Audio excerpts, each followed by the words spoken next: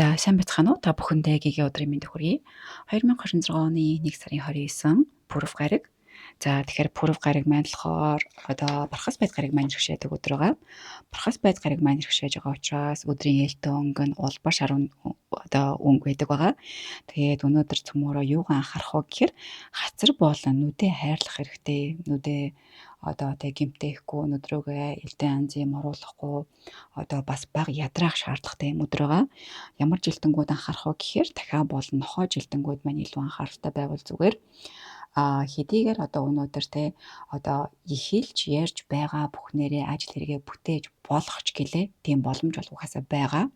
Гэхдээ ярваа нэгэн байдлаар өөрийг чинь ингээд удаан хүлээлгэх, төвчээрий чинь барах, шинэ зүйл эхлэх гэхээр чинь саад учрах гэдэг юм бол тэрийг ингээд мэдрэнгуудаа болжвол зүгээр. Яагаад вэ гэхээр энэ мэдрэмж маань зарим хүнд ингээд маш ихээр шууд хурцаар ингээд мэдрэгдэх юм бол зогсоос нь нээлттэй байдаг байхгүй юу? Яагаад вэ гэхээр эн чинь өөрт чинь шинэ зүйл эхлэхэд таагүй байна гэдгийг хэлнэ гэсэн үг. Тэгэхээр энэ өдрийг мэдэрч цөмөр амьдрах хэрэгтэй.